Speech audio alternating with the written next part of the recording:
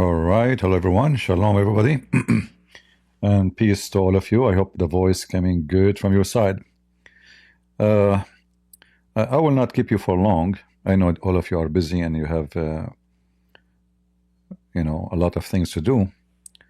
And today is a Friday, so maybe many of you have some private family business to do. However,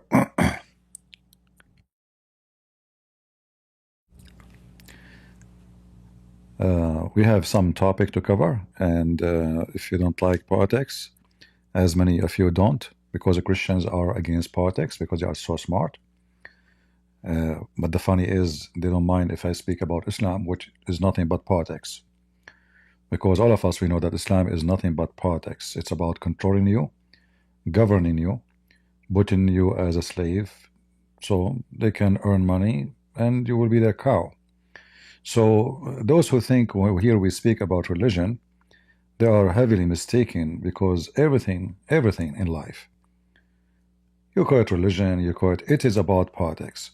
Somebody want to force something on you, someone want to control you, someone want to force agenda, and they can call it religion, they can call it transgender, they can call it communism, they can call it what, but at the end of the day, all is a form of religion, which is a politics. So, like the devil, he changed his name, but the devil is one. So anyway, our topic today is very simple. As you see from the title, you can tell that we will speak about something connected to it.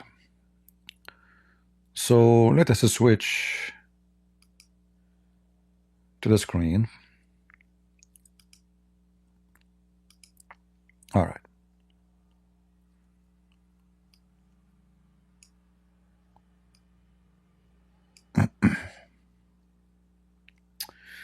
Welcome, my friend, the ex-Muslim from South Africa. Good to have you. For West Africa, sorry. All right, let us see. Share the screen with you. This is the leader of Hizballah, the one who, Israel hunted them one after one. And this guy now, I believe he is not even in Lebanon. I believe he is either in Iraq or in Iran. Because he knew if you stay in Lebanon for one day, the Israeli will hunt him. And I will not be surprised if sooner or later the Israeli, they hunt his butt, even if he is in the heart of Iran. So he's hiding as usual, fearing for his life, and he made a speech just yesterday. In the speech, he claimed that Hezbollah is victorious. Hezbollah now accomplished victory against Israel. And as usual, if you remember, I told you after Israel, make them dust, turn them into dust, burn them. They will come by tens of thousands of people in the street shouting Allahu Akbar, and they claim that they are defeating, and they defeated Israel. This is always what those Muslims do. Israel did beat them in every single war ever they have with Israel. And at the end of the day, they celebrate victory. As an example, they lost Jerusalem, which is not their land. We know that. But we can say lost because they are the one at that time, they were in control of it. You believe it or not, those stupid people, they celebrate victory even every year. Why? Because they lost Jerusalem. So, since I was a kid, I never saw a stupid nation like this nation. Stupidity is amazing. When I asked the teacher when I was a kid, we are celebrating what exactly? The war, the victory against Israel. I said, how victory? And you lost Jerusalem. The Syrian lost the Golan Heights. The Egyptian, they lost Sinai. I mean, Sinai alone is in the size of a country. How you celebrate victory? But the donkeys, and he get upset. He get upset. That's it. They want to celebrate victory. In the war between Hezbollah and Israel, which is Iran, not only Hezbollah, and the Yemeni, and the Shia Muslims in Iraq, and the Shia Muslims in Syria. Israel right now is fighting actually 7 countries. 7, not 1.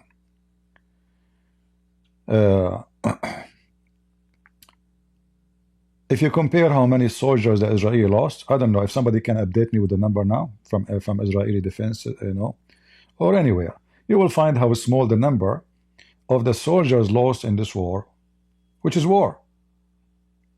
Israel versus Hezbollah. I think maybe 40 something. Check it out. Hezbollah, in one day, if you remember the pager day, they lost couple of thousands. And there's way more.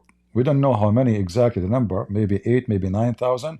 They lost their hands, their fingers, their eyes, they become blind. I mean, it's in 5 seconds, Israel demolished them.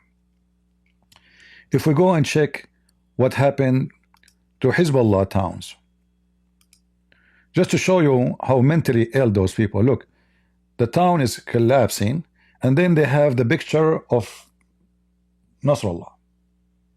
I mean, the picture is still there. You see? So you cannot say they lost. They did not lose. As long as the picture is there, obviously, they did not lose. Look, we will put a flag there. We put the picture. Take a selfie.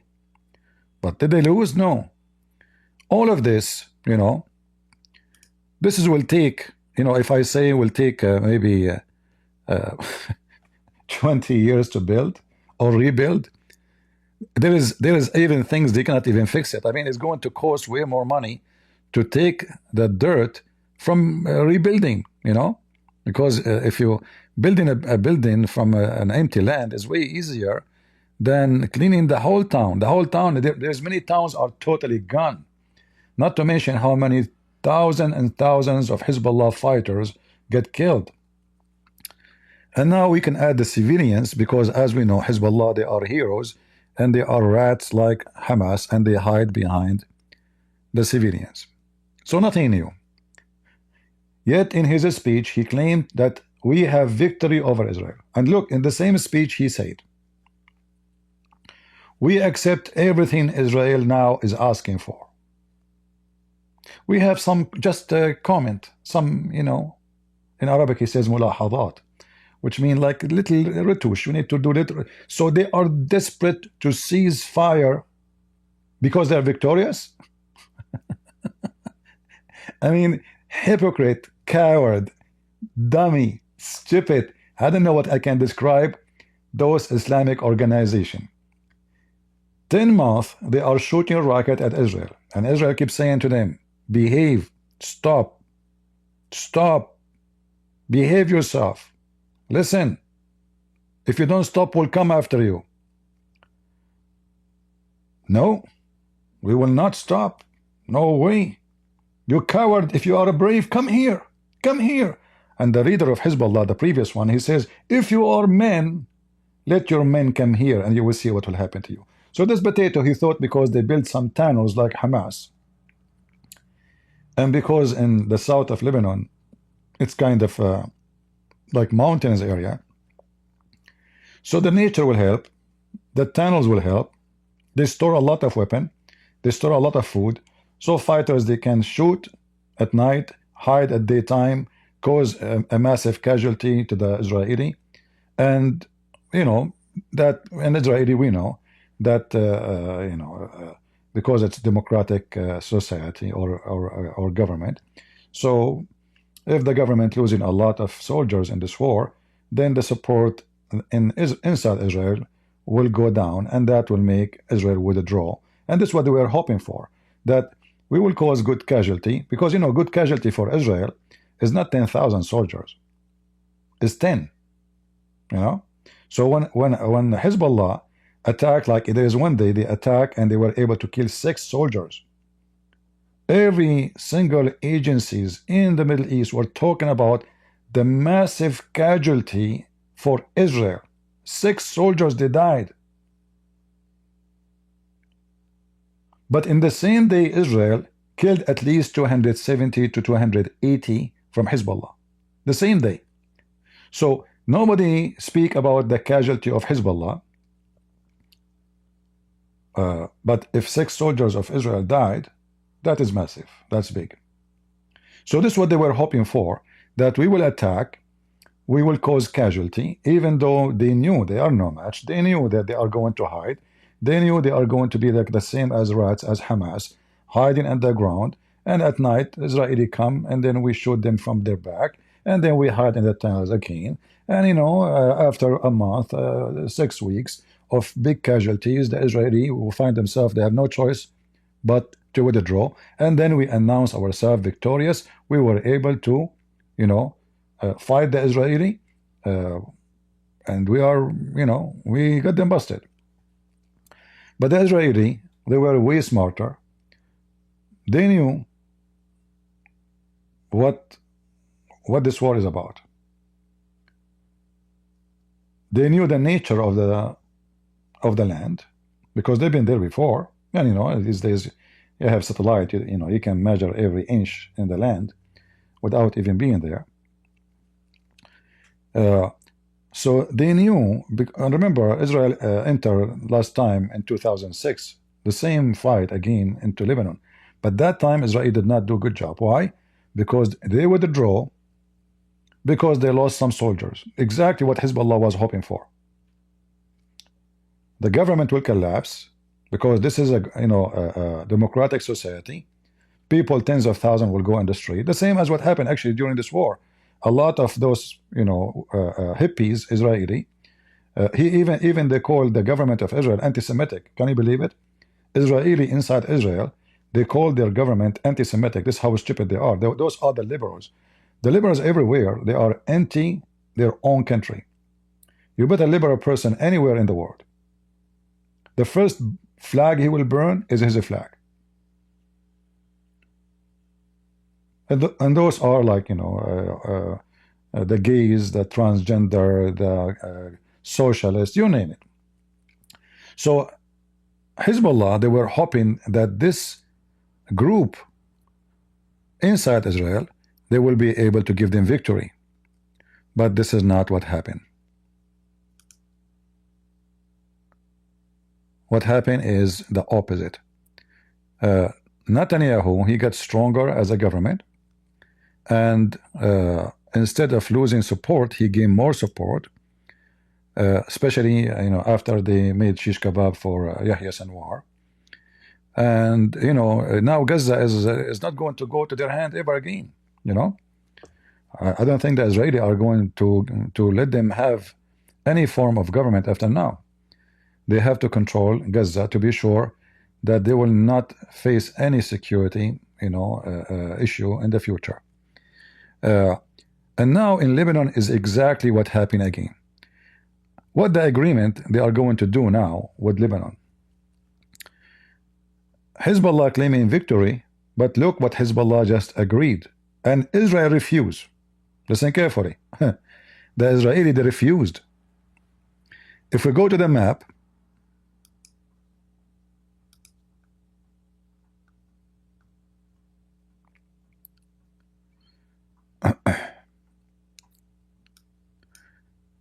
this is what you see now in the map here, this area. I wish I can draw, but this browser does not allow me to draw in the map for some reason. So anyway, in this area right now, the Israeli, they control all this area, and actually today they enter a town. It's called Deir Mimas. Let me see if I can draw lines so I can show you what's going on. Where is the drawing? I'm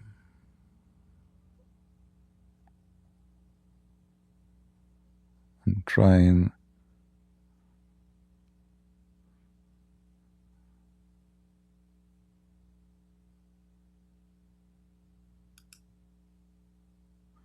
Yeah, okay, let's see if we can. No, it's not allowing me to draw. I don't know why. It's open new browser. Look like it doesn't work in the map. So anyway, I think you can see where my why I'm clicking, right, in the screen. You can see it, right? It appears for you, I guess. So anyway, this is the city of Sur here. This is the city of Sur. The Israeli right now is in this location here.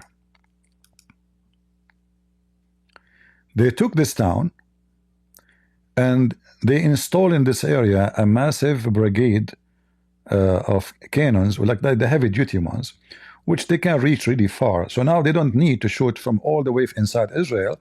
They are very close, and all this area, you know, when we say they are here in this area, let's say, that means all this area, which is a massive size area, is now in the hand of Israel. So if we draw a line, like let's see where is their Mimas. Mimas, where is Mimas?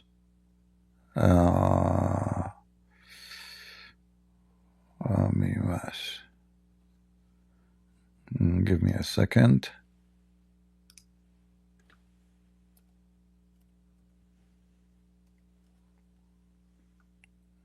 All right.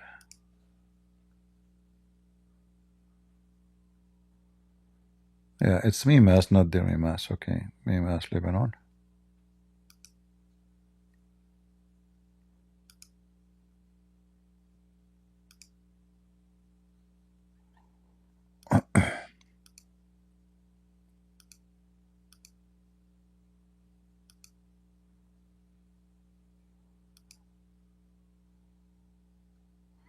Yeah, actually, it's there, Mimas. Yeah, where it is in the map, let's see. You know, because those are small towns, and they don't show really. They don't show much. Mimas. Is it Mimas or this is Mesa Jebel here?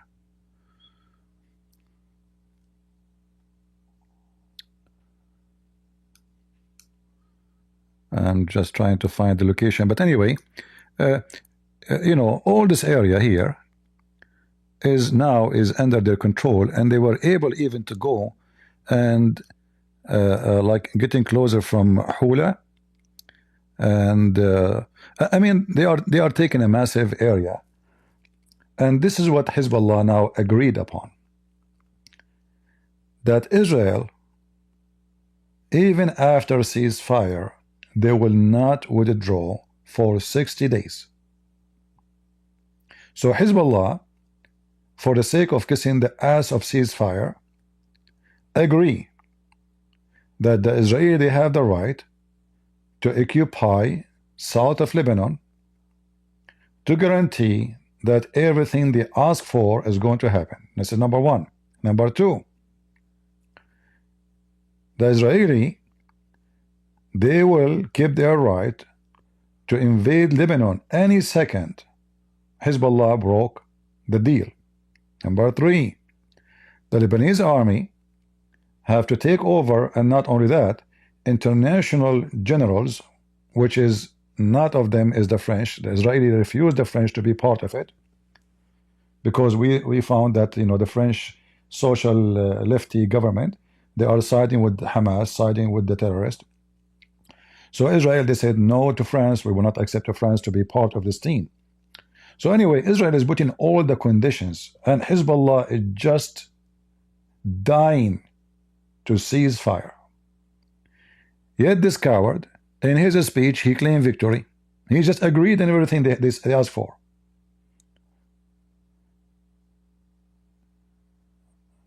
The guy who is sent by Biden, when he visited Lebanon, and he gave them Biden idea, let us say, Hezbollah agreed right away. They took the same ideas, which is giving Israel really a lot of advantage, for sure, over Hezbollah, because already they knew what Israel want. But the Israelis said to themselves, why won't I agree with this? Why in the world do we want to agree? No, we want more. We will not let you survive this time. So now Israeli, they are making it clear that we will not withdraw unless they deliver their weapon, they give it to the Lebanese army. Lebanese army should take over, and because they don't trust the Lebanese army, I mean the Israeli, and me myself, I don't trust them too, because there's a lot of Shia from Hezbollah. They are members of the Lebanese army already. You know, when the war is over, as an example, there's a group of Shia belong to a terrorist group is called Amal. Those they told them you can join the army, and supposedly this is the way to cancel militant, like there's no more militant. But what happened, the militant now is still militant, but they are inside the army getting salary paid by the government.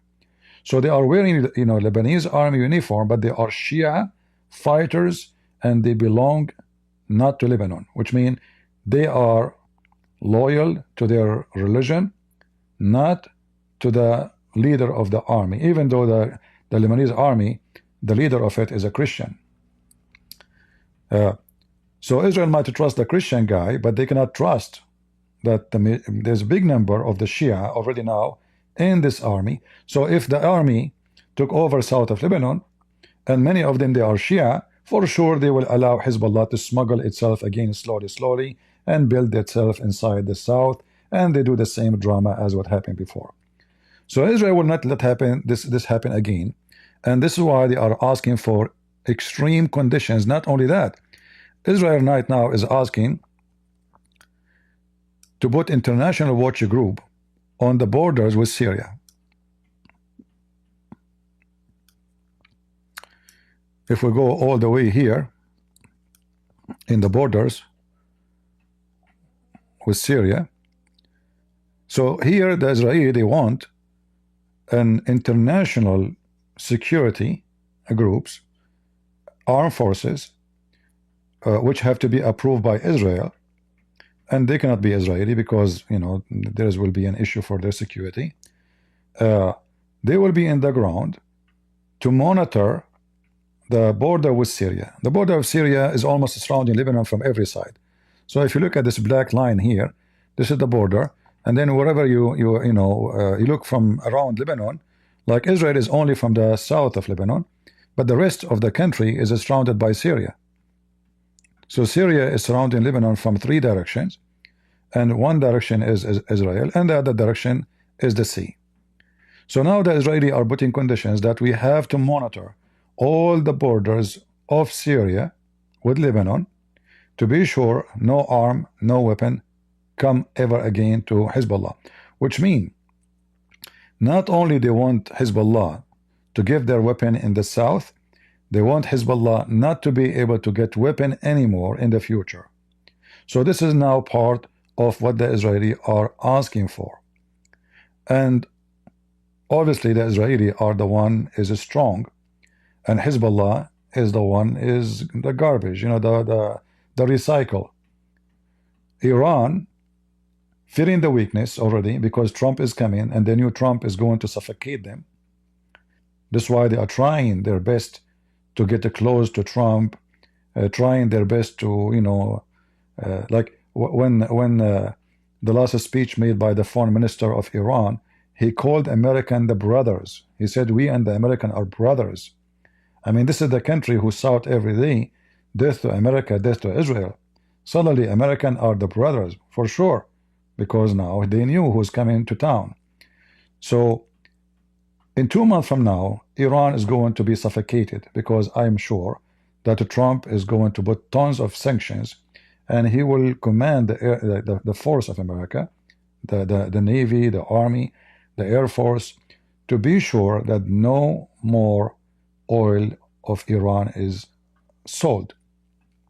And I hope he will be conservative with Turkey, because Turkey is the biggest thief who always smuggle the oil of Iran and make big money from it.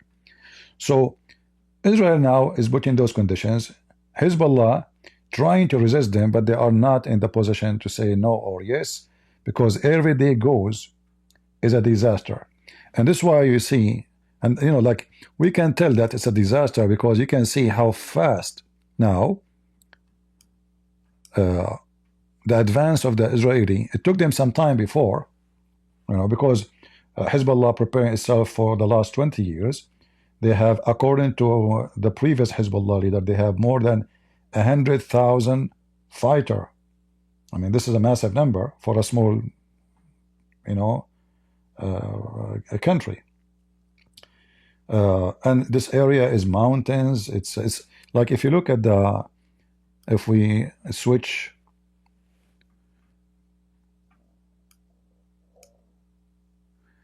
Maybe I should open Google Earth. Let me see if I open. I think I can go here still, right? Yeah, I think I can go here. But anyway, if you zoom in, you will notice right away that this is a very, very difficult area for any invasion. And this is why, Hizballah was hoping that because of that, their fighters will be able to resist. So let us see if we can go here in this town somewhere, just to give you an idea. There's no Google map here. No. I know, maybe Google now stop it because of the war, because I remember before I was able to do landing here. Maybe Google is giving hand to Hizballah so the Israeli cannot use the map. Yeah, it's not working no more, because I remember I was able to land here just a few weeks ago. We went live, you remember? Yeah. Let us see other location.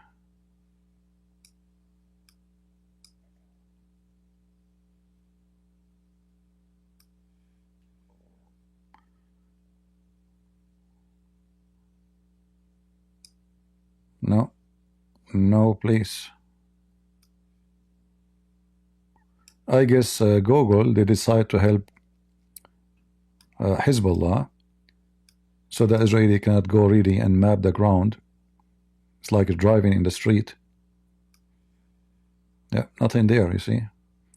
I remember very well I was able to land here before, but now we cannot.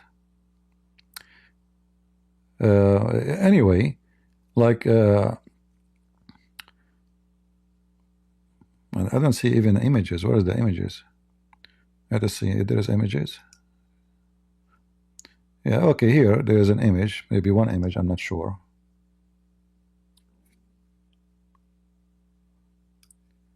So you can tell, now you can get an idea how it is, how is this area. Let us go to other image. Let us go here. That will tell you, will give you a better idea of what we are talking about. You see how difficult it is? So this is not a joke to do invasion. This is why it's very difficult area to get in and to fight. And this is why Hezbollah was hoping that by being in that area, I mean, how the Israeli army can get here, that will be very difficult. How their tanks can come here. But the Israeli did not really depend on tanks. They depend on fighters in the ground, special forces, and they were able to conquer it. And the second they get in and establish their force, that's it. Who can take them out? So they were hoping to something to happen, but nothing happened. Nothing happened for the benefit of Hezbollah, and all these mountains could not really help them to stop the Israeli from coming in and conquering their ground. All right. Now we go back now.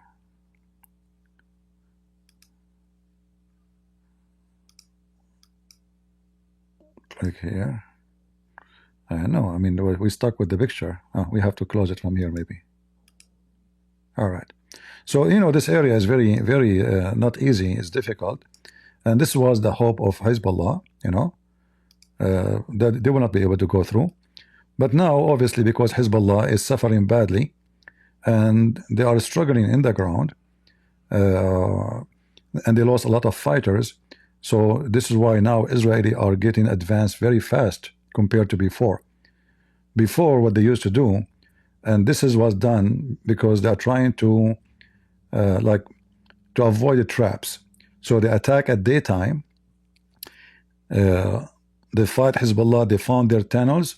They destroy them, and then by afternoon they will draw back, which is very smart idea if you think about it, because what Hezbollah was hoping for that at night, where the vision is impossible, and even if you are using the night vision, still they are the one who know the ground. They have their tunnels, so they can come from their back. Maybe there is a tunnel they did not discover. Then Hezbollah will come from underneath and then hit and then run. So what the Israeli did was very smart.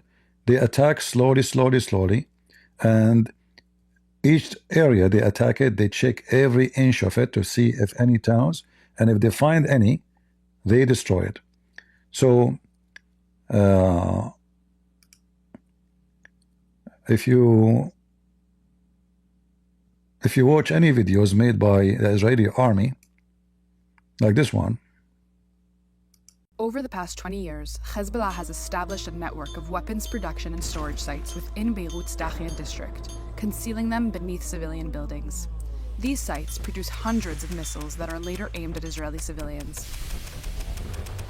In recent weeks, the IDF has carried out a series of precision-based strikes in the Dahiya to dismantle these sites. Secondary explosions confirmed the presence of weapons. In 2020, Israel exposed a major site located beneath 5 residential buildings at Shuifat, just 85 meters from a school. This was just one of the locations targeted as part of our operation. Hezbollah directly endangers the residents of Beirut, as large quantities of explosives are hidden beneath civilians, often without their knowledge. While Hezbollah works to terrorize and endanger civilian lives, the IDF works to protect them.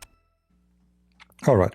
So this is a video made by the IDF. Over the past 20 years. But you will notice, if we search for their videos about the tunnels, you will find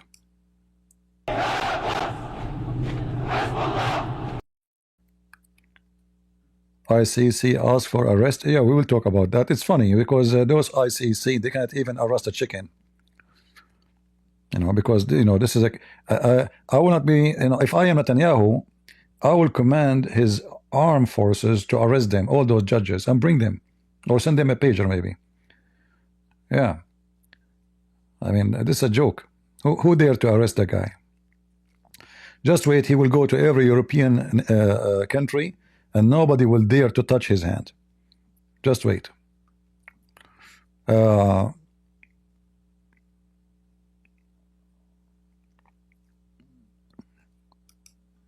Let us see some videos here about their tunnels.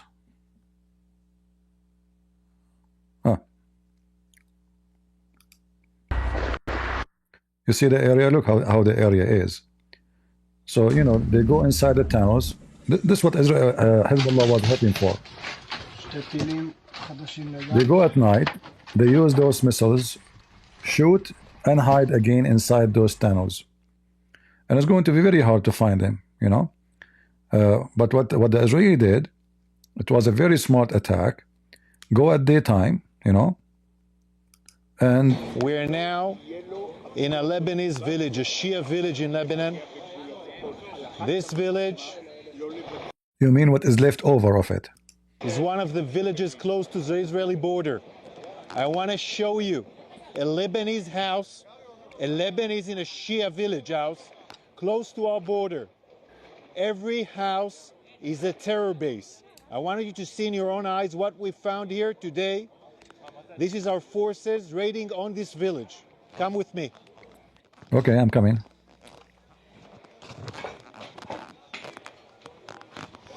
In this house, a storage of gear, waiting for Hizballah's Radwan forces, with vests, helmets, night vision, mines you can see here.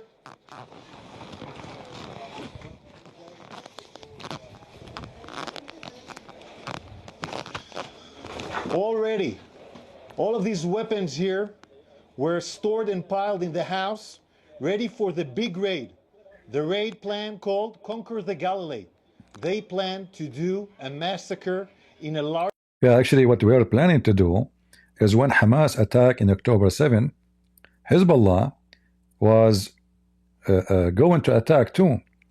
But what happened, the Israelis were focusing more in Hezbollah. So the border was not an okay for them to go through, so they could not. Otherwise, the plan was Hamas will attack from Gaza, Hezbollah will attack from Lebanon, and then you can imagine the casualty, how big it's going to be by attacking all those little towns, villages near to the borders with Lebanon. They will slaughter all those Jewish civilians, they will kill the women, they will kidnap them, and then they will put conditions, the same as Hamas doing now. And you know, the Muslims, they knew that if you take one soldier, just one, even a dead body, just a dead body, that will give them a power of negotiation, because a dead body for Israeli is extremely important. For Hezbollah, even if you kill 50,000 of them, who care? They don't care. You know, human value have no value for Muslims. They don't, you know, they don't care. They don't even talk about it. So for the Israeli, a dead soldier is a big deal. And we, you know, we have many examples how Israel exchanged many prisoner of war for a dead soldier, just dead, not alive. Like even Israel, they tried to negotiate. There was a spy, sorry, not spy, and a pilot. He was when they were have a war with Syria, his airplane was crashed inside Syria, and since then they cannot find him. So they offered the Syrian government an exchange for many prisoners just for one dead. And dead what? You know, we are talking about 1973. So I mean, we have bones if there is any left. So for the sake of a dead soldier, the Israeli will change or exchange prisoners. So Hezbollah was desperate to get just even a dead soldier, just a dead one. But until now, thank God, they could not get their hand on any. And I tell you that Hamas, the whole idea of this war was, as long as we capture many, and we can capture easy, because the way we took them, like, you know, they are unaware, and they have experience with Israel, how easy the Israeli government, they surrender to negotiate to exchange one prisoner. And this was the stupid Netanyahu 20 years ago, when he released Sinwar, and he released more than 2,000 terrorists just for the sake of one soldier only. One soldier, you know. Netanyahu released them, and by doing that, he made a huge mistake. He encouraged the terrorists that each time you kidnap one of our soldiers or even civilians, we are going to let go all the terrorists we have. Big mistake. If the Israeli is smart, if Netanyahu is not a donkey, he should not exchange, not even, you know, not even one for a one. Because the second you do such exchange, you are saying to them, this is the way to do it. You lost one soldier, lose it. A nation, we're talking about a nation, not a life of a human being. He's a soldier, they capture him, it's his fault. And you know, for me actually, if I am in charge of an army and my soldiers are captured, I want to be proud of them, because those are soldiers who drop down their weapon to live instead of fighting to die, to bring victory. You know, in the old days, the Spartan, when a man he came back from war, he's the only one he came back. Women of the town, they will throw their shoes at him. They will spit at him. They don't even call him a man. Why? Because how all of them, they go and die, and you came back alive. How you came back alive? Like, did you come back because you're being victorious? Is the war finished? And now your duty is finished? Or because you are a coward, you run away? So the Israeli, they are fighting for a future of a nation. This is not about individual. And a true citizen who loves his country and his nation, he should himself ask his government not to exchange me. Forget about me. Let them shoot me. Because it's not about you now. And this is not about a person. This is about a nation. So Israeli made a big mistake at that time, and I hope they learned their lesson now. Exchanging prisoners for hostages is a big mistake. Like now, Hamas, I think they have, I don't know, 50 still alive. So all of this happened to get, okay, now if you release thousands of fighters of Hamas for the 50, what you did? Nothing. A month from now, they will attack again, and they will capture 10 of your civilians. Because they learn now, you know, each time we want to force ourselves, force Israel to do something for us, this is the way. But if they refuse to negotiate, and it doesn't matter who got angry, who got upset, Hamas, they will never even think about it. It's not worth it no more. Is it worth it to go and kidnap some women and children? If the result only is war and they will destroy our towns and our city, we got nothing. So their hope, both Hizballah and Hamas, that Israel as a system will collapse, as a defense system will surrender. Not surrender mean giving them Israel back, you know, to the Muslims, no, but they will stop the war and they will do whatever they want. And here we go. We release our prisoners, and they got few hostages, and they are nothing but old women and men, 70, 60 years old. They killed all the young ones mostly. Hamas killed all the young ones already. The young women, they already raped them and killed them. The only one they were releasing, if you noticed last time, it was mostly women who they are in a very old age, or the one who the international Red Cross by mistake were able to accomplish to meet them and let us say to confirm that they are still alive. So if they kill them now, it's going to be obviously that they killed after the meeting happened. So now here you see how they store a lot of weapons in houses, tunnels, and all of this happening, preparing for a war. So Israel now learned their lesson. In the same time, they taught all the world a lesson. That what happened before, what we allowed to happen before, is not going to be allowed to happen again. And this is what we see now in Lebanon. Hizballah, every few months, he make an attack. Until you hit them heavily. So you hit them, you beat the hell of them, and then, oh, please stop ceasefire, and then they ceasefire. And then they prepare themselves again. Because, you know, Hizballah, the idea of Hizballah to exist, they need Israel. If there is a peace with Israel, Hizballah cannot be exist. Hamas cannot be exist. The money is coming to them cannot be exist. The excuse, the reason for them to have weapon to take over Lebanon is Israel. So Israel is the great excuse. So what the Israeli right now doing is taking that excuse from them. So they will make the Lebanese government, there's no government right now actually, the prime minister of Lebanon is just a shish kebab potato, and is not even the official, because like let's say their term is expired already, but because there is nobody to replace, so now they are just taking you know, the administration, but they are not really you know, they are not really in charge. This is why you see the negotiation happening between Hezbollah and the Israeli is not done by a government really, is done by the Shia guy who is in charge of the parliament.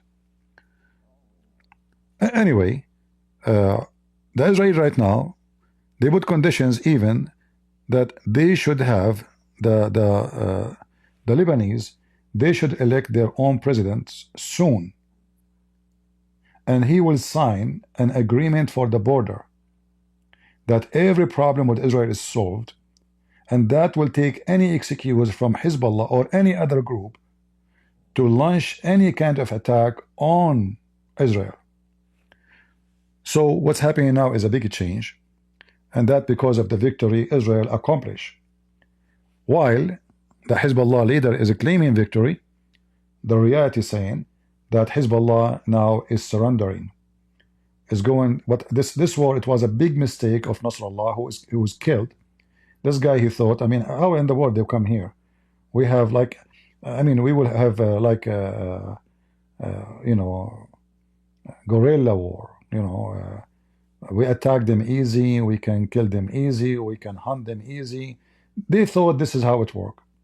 But what the Israeli did was very smart, and they accomplished a lot. I mean, if we look at what happened, the loss of Hizballah is beyond imagination. Not only for the number of casualty, but the number of money, property, all of this money. This is a lot of money. Who's going to build? Where the money will come from? From Iran? Iran might give $1 billion, but you know, this is Lebanon, and those buildings are very expensive. To build let us say a 6th floor building is going to cost you a couple of $1,000,000. So who is going to pay for this? And how many buildings is already destroyed?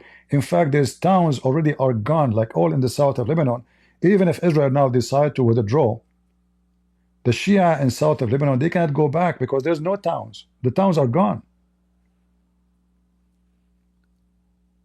They don't have houses no more. So what Hezbollah did is a disaster for their own people. The Shia, not Lebanese. Shia are not Lebanese. Those Shia are invasion. They have nothing to do with Lebanon. They came to Lebanon during the Islamic occupation, the same as the rest of the Muslims, and now they claim that they own the land. You will notice that many of those towns have a Christian names, but not a single Christian is in those towns. Not a single Christian in those towns, but they have a Christian names, which means this land always was a Christian town. Even the name is called by Christians. So during the Islamic invasion, they kick out the Christians, they took over their houses, their land, and now they claim it. And now they use Israel as an excuse to arm themselves to the teeth. And the second they have any problem with the Christian, they threat them. They says, listen, we have 100,000. The leader of Hezbollah, 2 years ago, he told the Christians in the east of Beirut, because the west of Beirut is Muslims, the east of Beirut is Christians. He told them, listen, we have 100,000 fighters. We have more than 200,000 missiles. He's making a threat to them. Why? Because the Muslim at that time, they tried to attack the Christian area.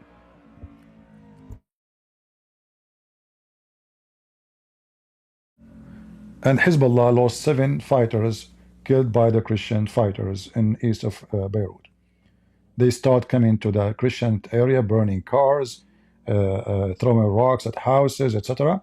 So the Christian, they stand against them, and they killed 7 fighters of Hezbollah, which means they did beat them up.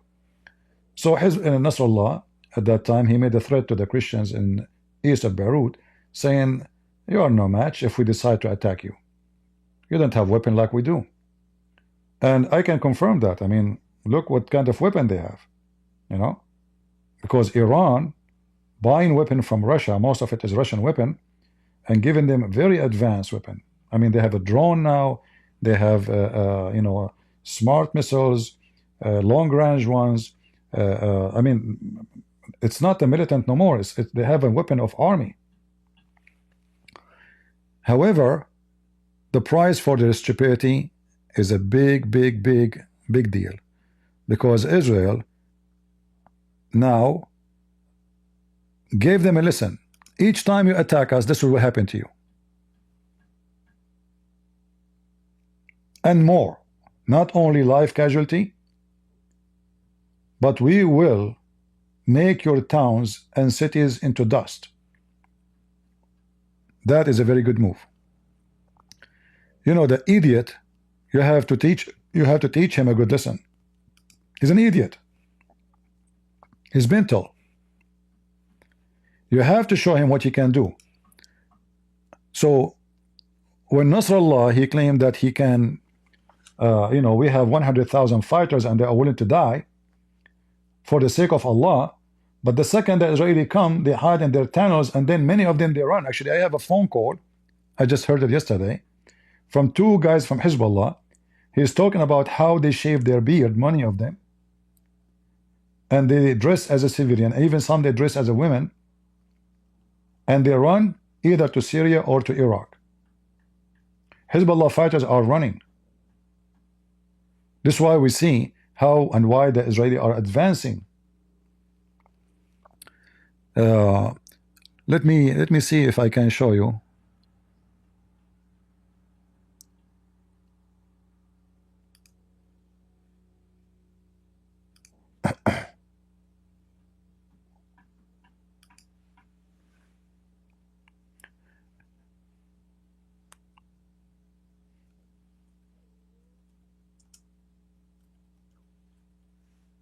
Yeah, and you know, when the Israeli they destroy the tunnels, what the Muslim media or the West media they say, the Israeli are destroying towns. In fact, the towns are destroyed because the tunnels is under the town. Let me show you one of them.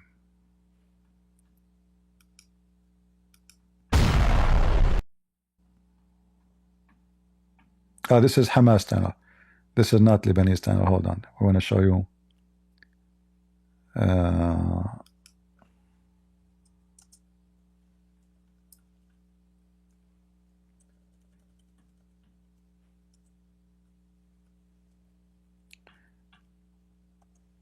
They do their best to make Lebanon look so, I mean, Israel look so ugly. Look what they are doing. They are destroying towns. No, they are not destroying towns. You did. You made the tunnels even under graveyards.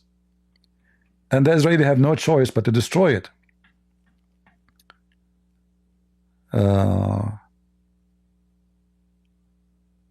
Let me see.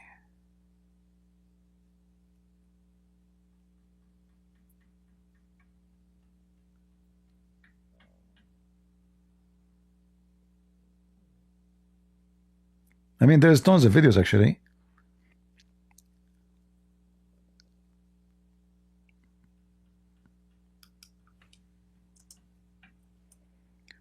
But I'm trying to avoid using, you know, somebody can claim copyright or something. You know, the garbage of the copyright thing.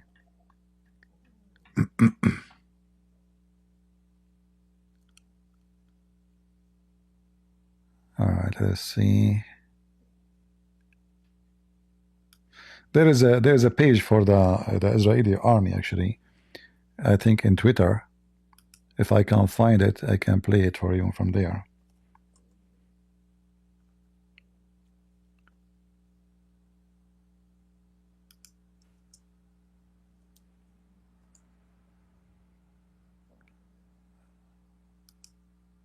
All right, maybe this one.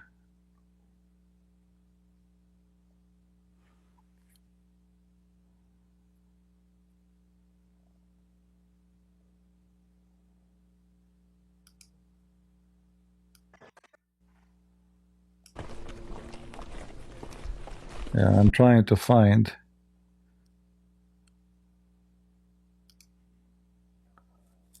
Not this one.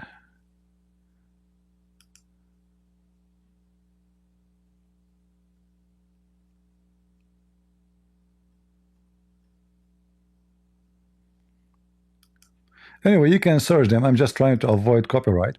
But anyway, like the Israeli, they destroy tunnels under the ground, which is under towns. And the result of that, the whole town or the whole village almost is gone. So what they do, they blame the Israeli for destroying their tunnels, claiming that if the target is destroying the town. But this is not what's happening. Let me see this one here.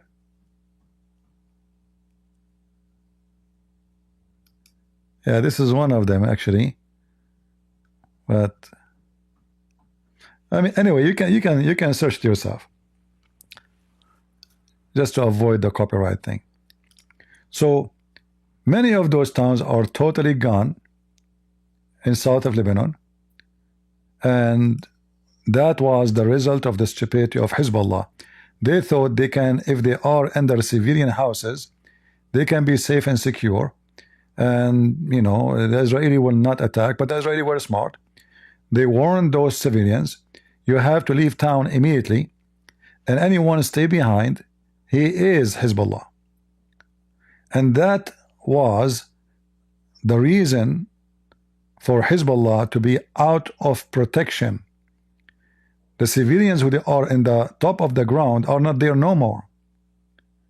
And even if they are civilian and they stay, they have no excuse, because Israeli told them, if you stay, this is a war zone. It's your fault. And this is exactly what happened. So they destroyed all those tunnels, whatever tunnels they have their hand on it. Like here I found in Elon Musk website. Hold on.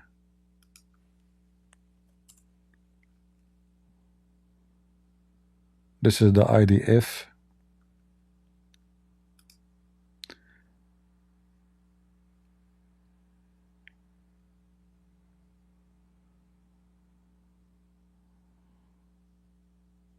All right. This is the IDF making shish kebab. And here you see in those pictures, the Israeli, even before the attack, even inside the south of Beirut, they tell them, you see that building in red? This building is going to be attacked. And look here, a center of Hezbollah, next to it, not even 10 meters away, is a school. 50 meters away from the left, there's a mosque.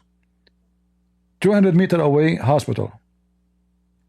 This is a very heavy civilian area, and they have all their weapons stored there. So now, what Hezbollah was hoping, because there's a lot of civilians, Israel cannot attack. But what happened is the opposite. Israel did the right thing by warning the civilians, you have to leave. And that make them like guilty free. And guess, even though they are doing all of this, the filthy international court, which is run by many Muslims, they issue a warrant arrest for Netanyahu, which is very funny and very evil. You know, they forgot that those people, they are fighting for their life, and they've been forced to go to war. And it is the opposite. It is them, the enemy, the Muslim enemy, is the one attacking their civilians.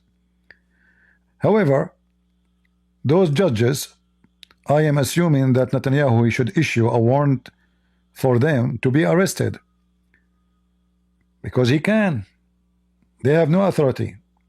They are nobody. International court is a paper, is not an authority, and they can do nothing unless countries do it for them. And who dare to arrest Netanyahu? Like who? I assure you that if Netanyahu go to Saudi Arabia, they will never even dare to touch him. So if I am Netanyahu, actually, I will issue an arrest warrant for those names, and he should send the IDF to capture them. And they can do it, you know. Look at those faces. A bunch of criminals, a bunch of weirdo. Thank God I'm still single. Oh boy. Anyway, yeah,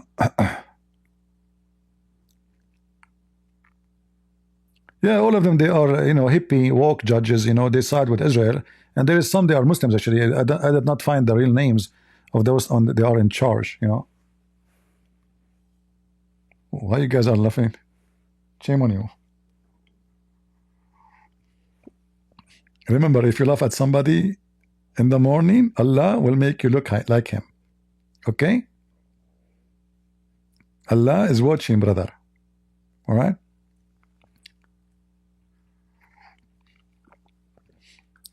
Yeah, those are the judges. Yeah. Anyway. I mean, I don't know. I mean, the international court, they should get abroad those American Idols judges Maybe they have more intelligence than those. Yeah, I hope I cover most of the issues I want to talk about.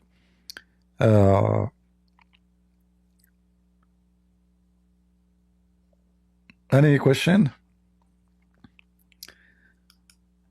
Anybody have a question? Why, guys, are you laughing because I say thank God I'm not married? I mean it. I mean, imagine you wake up every morning, you see a face like this in front of you. I will cover myself in blanket, even though when I sleep I don't cover myself.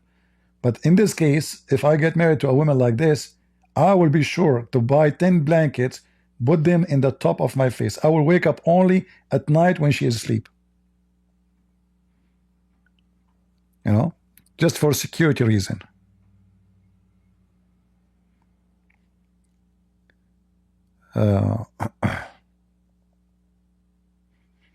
I don't even cover myself mostly, even when it's cold.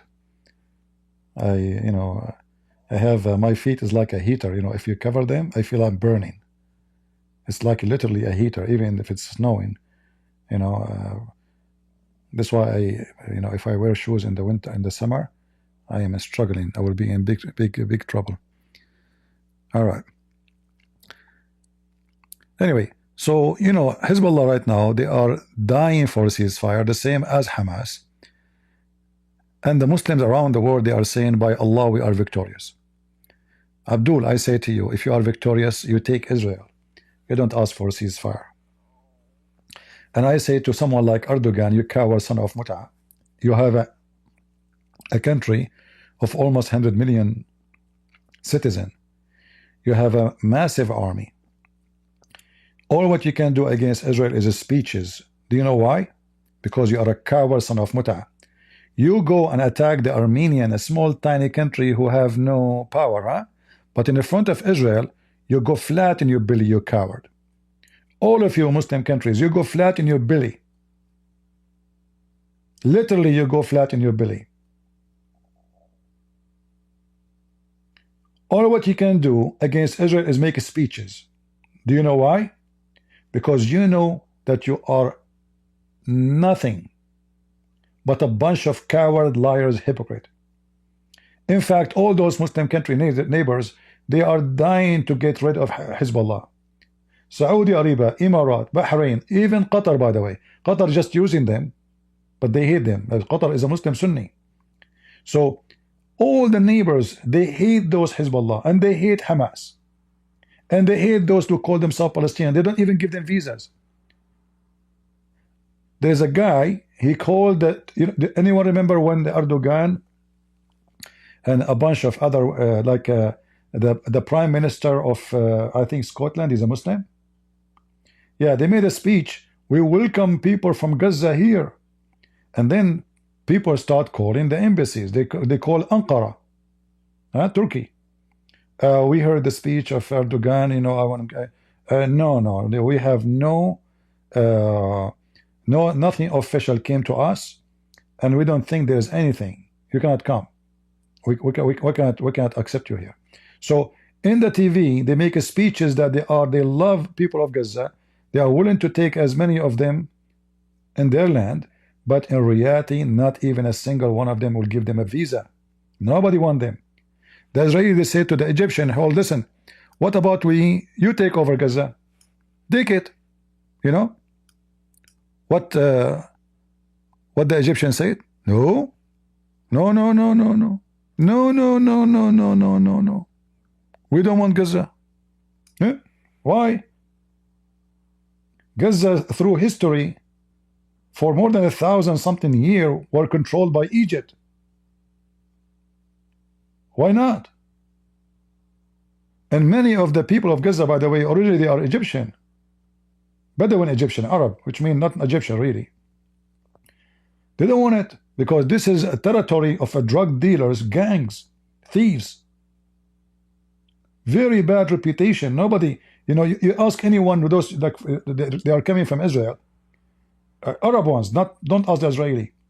Ask them what the difference between someone from Gaza and someone from the West Bank. They will tell you.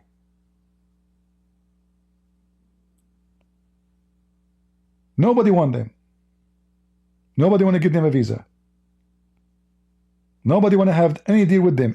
Actually, Egypt is the first one to put sanctions on Gaza and to close the border. It's not Israel.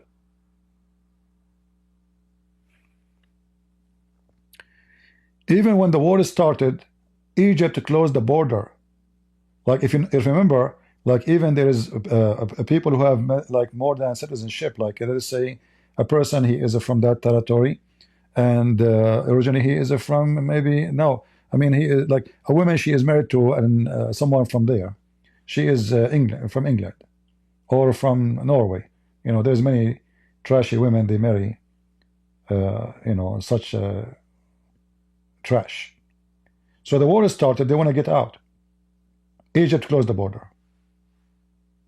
It doesn't matter. And then they start negotiating with Egypt just to allow a bunch of women to go out. And then what they say, Israel is closing the border.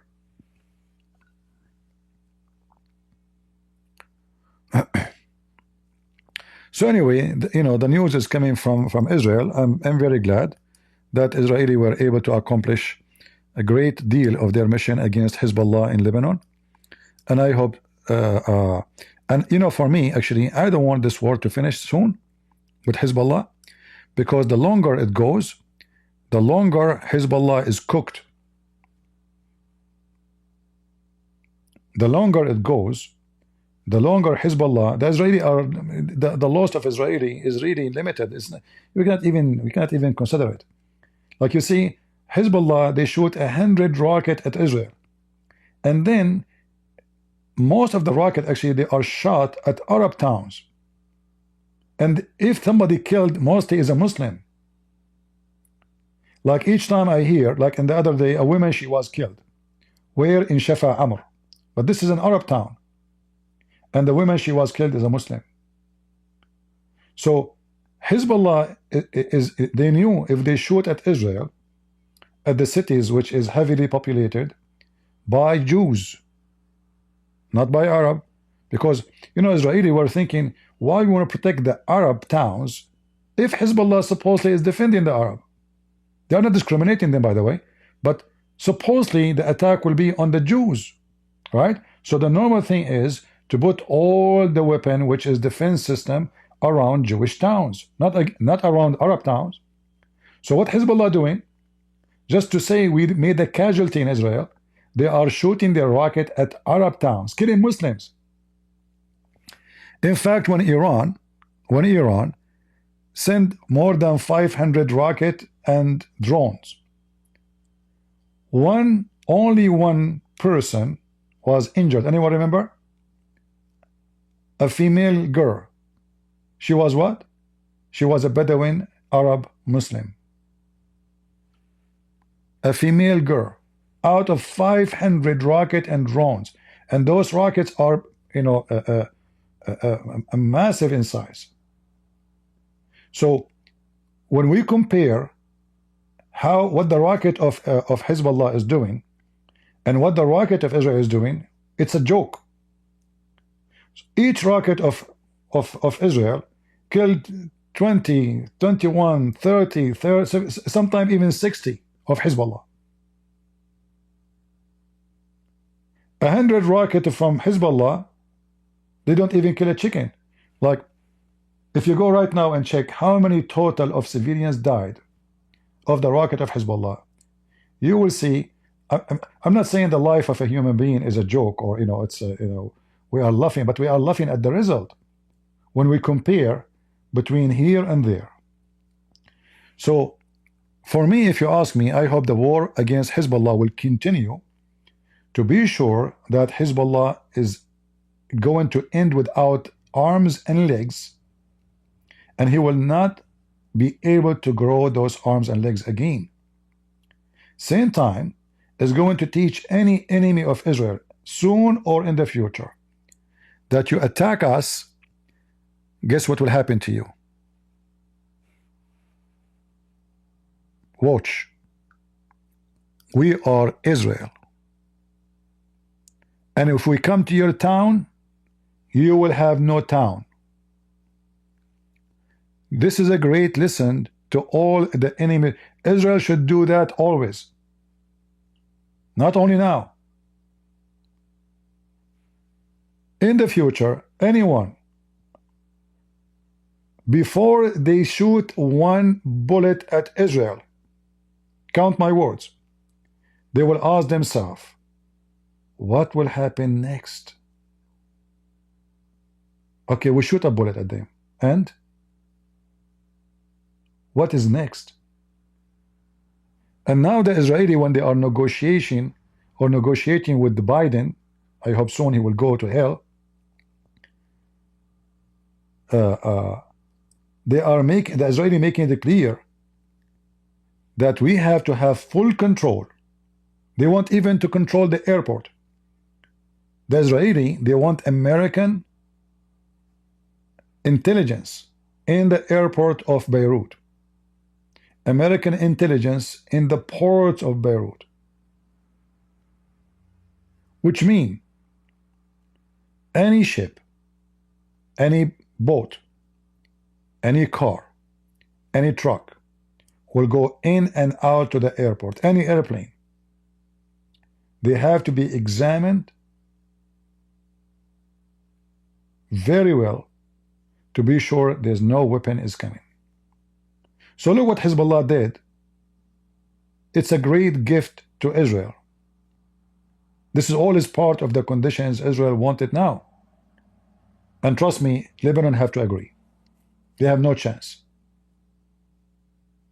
Otherwise, the IDF will continue, and they can swallow all this area. Who can take it back? Hezbollah? You know? They can keep going. Right now they are here. They are soon are going to be in Sur. Look, Sur is a very important city in Lebanon. The majority of it is Shia. So if now Israel, they said to Sur, population of Sur, leave. They have to leave.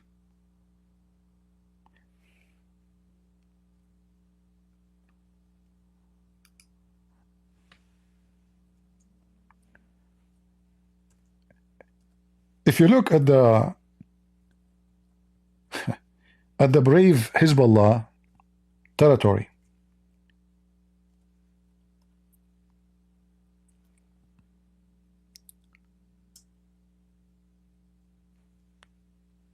let me see if I can find you.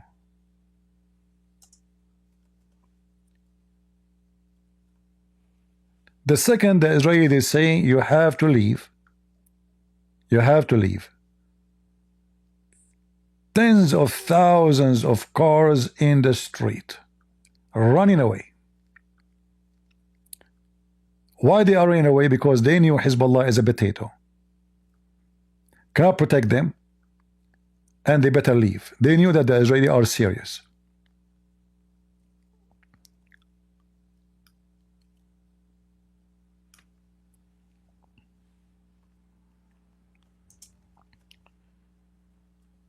I'm trying to find you some videos because I found them funny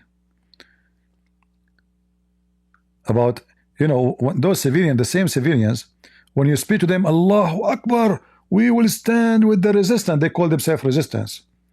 But the second the Israelis say to them, run, run. Everybody is in the run.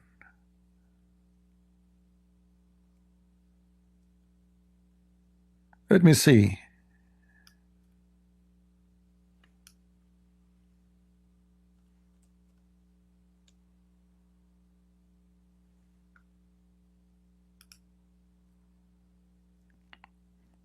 Let me show you this one here.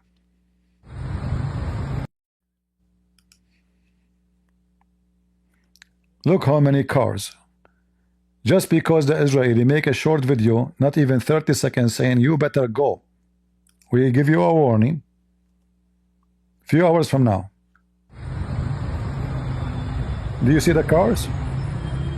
All of this is leaving. Look, look, look, look, look, look, look, look. Look. All those are Shia, brave Shia who support Hezbollah. The street is even you cannot even drive, you know. You can't drive, can you?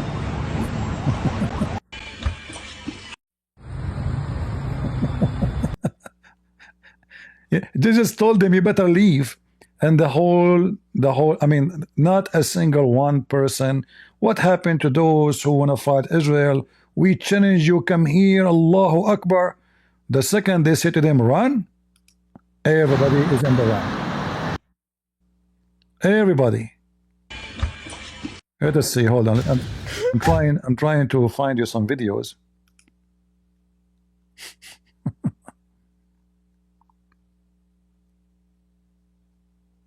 Yeah.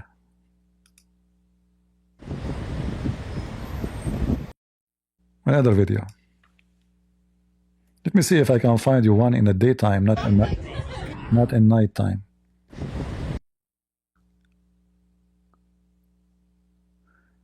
And even they are leaving all the way to Syria, not only you know, going from place to place, just that like that. They are going all the way to different countries. Like, look at this one here. This is in the town. It's called Nabatea. Those are very much supportive of Hizballah. The second the Israelis said to them, run, everybody is running. Everybody. What happened to the brave fighters? فترة إلى أخرى بين كل ربع ساعة إلى نصف ساعة بعملية. Look, you see the flags? Those are the flags of Amal, Shia. Ya Hussein, Ya Ali. The second the Israeli says to them, run, bingo, Congaroo. Where is the brave? Those who want to stand with Hizballah and Nasrallah and fight for the sake of Allah. So what happened this time, if you ask me, is beautiful. It shows those cowards who they think if they own little missiles, they can control the world.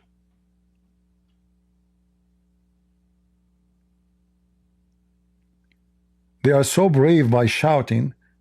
You know, the Muslim, by the way, they are brave if they are many and you are few. This is always how it is. So if I'm alone, I go to a Muslim area and there are 10 and I am suddenly all of them are brave. But if they come to a Christian territory, the same brave men, they become a chicken. You know, this is how they are. So they thought Israel is small and we are many. So let us gang on them. Let us gang at the few. We are many. We have Iran, we have Turkey, even scumbag Muslims from Indonesia, they are joining them. Scumbags from Afghanistan, from Iraq, from Syria, from Morocco, from Algeria, from Egypt. So a massive number, and they are small. But it turned to be that all this is over.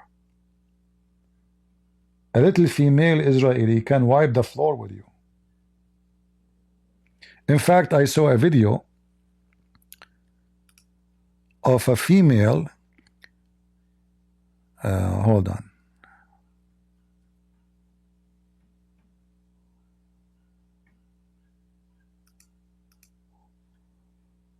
Where was the video?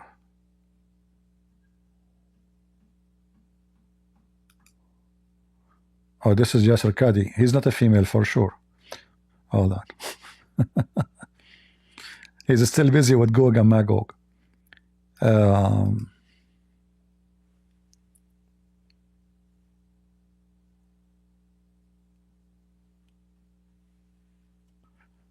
I will show you an Arabic video, but is made by the Defense Department.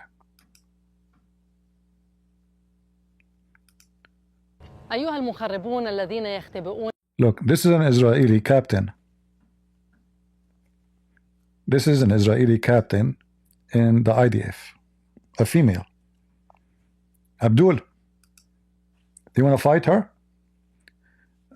Do you know what she's saying? Abdul? Saying, you coward, we came for you, we did not find you, you are under the tunnels. You left the women and children above the ground, and the men of you go down under the tunnel. الذين يختبئون خلف أقنعة الكذب والخداع. إن كانت لديكم ذرة من الشرف لما سمحتم لأنفسكم أنه تكونوا أدوات بيد منظمة حماس الإرهابية التي لا تجلب لأهل غزة إلا الذل والموت. يعني مش عارف أوصف لك اللي إحنا فيه. كنا مرتاحين ومكيفين. Now suddenly, guys, look at this. Those are Abdul. They are saying to her, we were fine. We were doing great before Hamas. Now, because the Israeli are capturing their ass, those are the same men. They were dancing in the street when Hamas, they attack. Now they are playing females. We were happy before Hamas. Hamas destroy everything. Thank you, Israel. Thank you. Thank you. Look at potato. Look at the chicken. أنتم تتركون نسائكم وأمهاتكم وبناتكم يسحقن تحت وطأة الحرب. She is saying, you leave your women, your children, your mothers to be crushed by war, and you run away under our feet at the tunnel. You cowards. حسبي الله اللي كان السبب بس تعبنا هلكنا في الطريق. بينما أنتم تختبئون كالجبناء لا تحركون ساكنا سوى لإطاعة أوامر. Do you see the Abdul behind her? Look how many Abdul. Everybody surrender, but this time not to Allah, to IDF. Do you see the Abdul behind that, behind her? من لا يملكون سوى خطاب الخراب. لو كنتم تملكون شيئا من الكرامة لما خنتم أهلكم. She is saying, if you have little dignity, and honor, you will not betray your people. Look at them. Look what happened to them. You run, and they stay. Look what happened to them. Look at those people.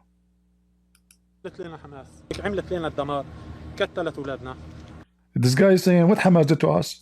Brought us destruction, killed our kids.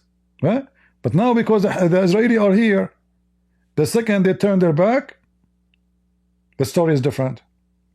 Abdul, as she said, no honor, no dignity, two faces, taqiyya.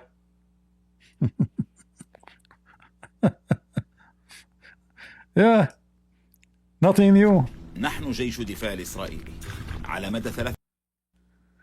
Hold on. The video went there by mistake. Okay. Let us see here. This is the guy. This is the guy. Every Muslim in Lebanon and Hamas hate him because this is the guy who gave them a warning. Listen, potato.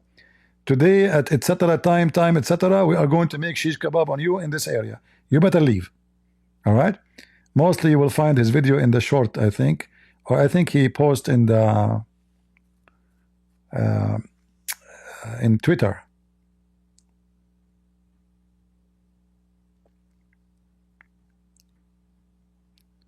Here he's making fun a Lebanese woman. She is complaining, but about what? يعني أنتم بتعرفوا نحن البنات اللبنانية حتى تحت الحرب بنحب نكون مرتبين. Please. You know, this Lebanese woman, she said, you know, that we Lebanese women during the war, even during war, we like to look good. She's talking about putting makeup. Okay, what happened to you? بقى ساعتين بس عم نطلب منكم وقف إطلاق نار بس. Please, just for 2 hours, stop ceasefire so we can put makeup. للبنات لو سمحتوا.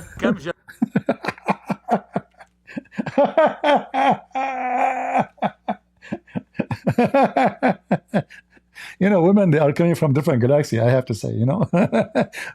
It's a war, towns are destroyed, cities are gone, tens of thousands of people dying, and this woman, she is worried about her makeup for sure.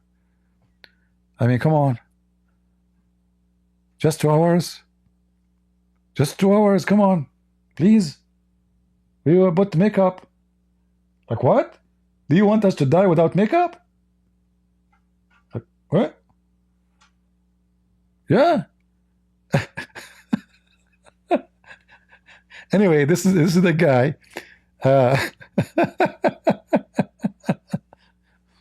Hold on.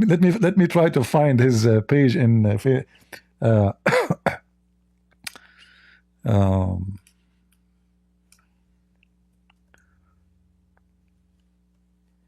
Just to give you an example of his videos, but this video is funny. Yeah, please, come on, when I put makeup. Like, hello? What are you doing? You know?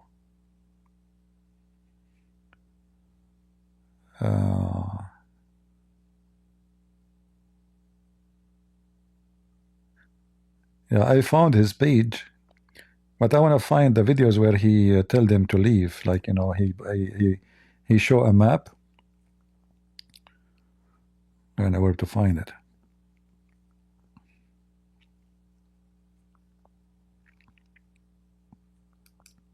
מתחם תת-קרקעי, פיר אופקי, שמוביל לתוך מתחם שהייה, מתחם ממלח. אנחנו כאן בתוך התוואי, תוואי גבוה, נוח מאוד. ניתן לראות פה את צינורות המפוח שמשמשים אותם לאוורור של התוואי, על מנת לאפשר כאן שהייה, פיר יציאה למפוח, שמאפשר להם אוורור של התוואי. וכמו כן, אפשר לראות איפה שהם התכוונו להמשיך את החפירה שלהם ולהרחיב את המתחם שלהם. דלת ברזל סוגרת להם את המרחב אל עבר האזור שהוא יותר נחשב. They have a door from steel. ציוד רפואה בסיסי, לכל לוחם יש לנו פה חלקים לאירועים, ממש תחבושות אלסטיות, כל מה שצריך כדי לשמור. מכאן נכנסים לחדר המלח, יש בחדר טילי קורנט, Look at the missiles, look at this, look. קסדות, Look at the rockets. מדים חדשים, אפשר לראות גם מזרנים שמאפשרים שהייה, תיקים ללוחמים, אוכל וכמויות, כל מה שצריך, מרקים, חומוס, שימורים. Look at the rust of חלק it. מהמזון פה חטיפים, חלק מהמזון פה מצאנו עם תאריך תפוגה מאוד מאוד. Guys, this is Hizballah. They just run away, and the food they have is expired. It's expired. They were hiding there, and they have expired food. קרוב, תהליך ייצור שהוא לפני כמה חודשים, מראה שהמתחם כאן היה פעיל. He forgot that Abdul don't read. They don't read. This guy is saying, we don't want Hamas. We don't want Hamas. Oh, Hamas destroyed everything. We don't want Hamas. We don't want Hamas. الثانية حول الإرهابي الداعشي الذي We don't want Hamas. في مخبأ على عمق 7 متر بجنوب لبنان كان واحد من عناصر حزب الله متخبي وراء الجدار. She is saying, in a tunnel deep 7 meters down in the south of Lebanon, one of Hizballah was hiding like a cat. What happened? اللي مليانة أسلحة ومعدات. With a tunnel full of weapons. يا هل ترى لما جيش الدفاع حاصر But what happened when the IDF came? She is saying. المبنى ما لقي هالعنصر إلا حل واحد. This Hizballah, he found only one solution for himself. What it is? إنه يستسلم. مثل ما بيقول المثل اللبناني، الجبان بيضل تحت التبن وبيقول انقلب علي الزمن. She is quoting for them a Lebanese, like, you know, say that a coward, he will stay under the hay, and when people ask him why you are there, he says, oh, you know, it's time who made the hay, come on me. It's not him hiding. بعد ما انمسك انتقل للتحقيق. هيدا مصير كل إرهابي بينتمي لتنظيم إرهابي. And after they capture him, they took him for investigation. بيترك عناصره لحالهم بهالأنفاق. He's saying not only he is a coward, the one who left him, they are coward too. They left him alone. لهيك اوعى تكون إرهابي. داخل مجمع تحت الأرض في جنوب لبنان، جيش الدفاع يأسر عنصران في حزب الله، فماذا حدث بالضبط؟ تابعوا التفاصيل. Hello my enemies.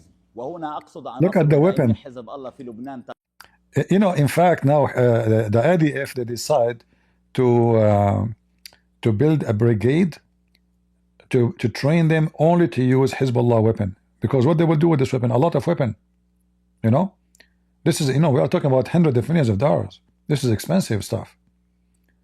You see, each rocket of those, you know, the average is like 37,000, 40,000, and there's a lot of them. They have hundreds, like, I mean, we don't know exactly how many they have already. So the Israeli army decided to establish a brigade, especially to be specialists with those weapons, and they will use them at war. طبعا ليس اللبنانيين ككل. انظروا يا أولئك الذين باعوا وطنيتهم لصالح إيران انظروا إلى كل هذه الأسلحة من جنوب لبنان. He's saying, look at this weapon around us. Look at the tunnel.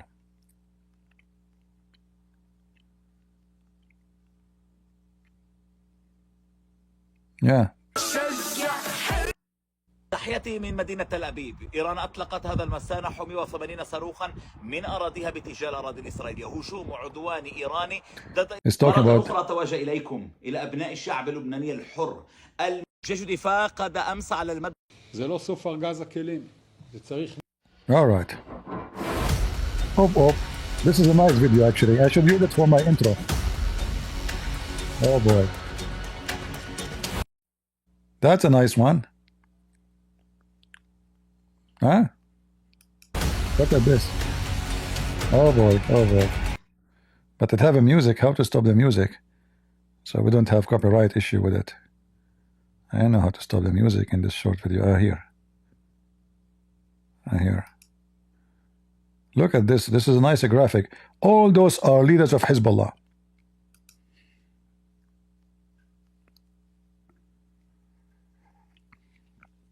Oops.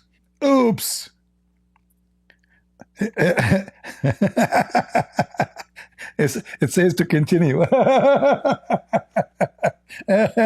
I like this movie. At the end in Arabic it says to continue. Oh boy. Who's next? All right. That's a good one. Yeah, to continue, huh? All right. Well, we just gave you some idea about what's going on now. And feel free to leave your comment. I know that you guys, you like to chat only. You don't like to have a comment. But what we can say, we cannot force people to make a comment. All right?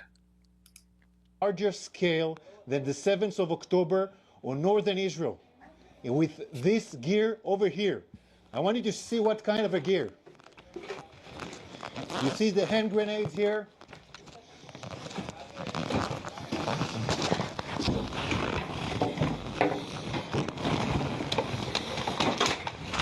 Sniper rifles, extremely high sniper rifles, shooting on our forces, shooting on our civilians from far away. Look at those sniper rifles here. All was ready for the raid. Explosive RPGs here.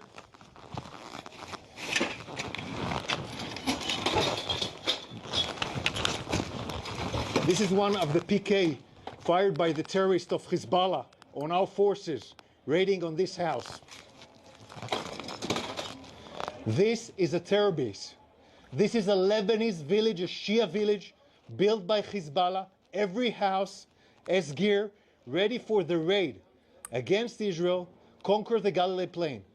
We are now going a house through house, raiding each and every house, taking all this gear, dismantling Hizballah's capability to do the conquer Galilee plan. This is what we do. This is a limited, targeted raid on the northern part of Israel.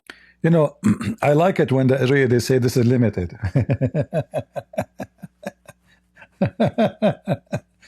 Listen, Habibi. This is a limited raid, okay? It is true we are going to hit Iran. It's true, but it's limited. And we are hitting Syria, but it's limited. And we go all the way to Yemen, okay, but it's limited. However, our limited raid can go to the end of the world. Do you live in Alaska? We are there too. Do you live in Russia? We are there too. Whatever you want, we are going to be limited. Because we are limited Israeli IDF, which means we are limited in how much we can let you live. So, those cowards, Hezbollah and those terrorists, they were hoping that those Israeli will be civil. My advice to the Israeli, treat them as they treat you. In order to win a war against savage, you have to be savage. Human right, you know, I mean, okay, I will practice a human right with someone rape my women. That would be stupid of you. That is really stupidity. Those people should be, those terrorists should be treated like dogs. Even dogs, I mean, even dogs have right, but those people should not be given any rights. You treat a human being as a human being when he acts like one. If they are at war with you, and they are attacking only soldiers, then I have to say we deal with them as soldiers. Whatever they do to our soldiers, we will do to you as a soldier too.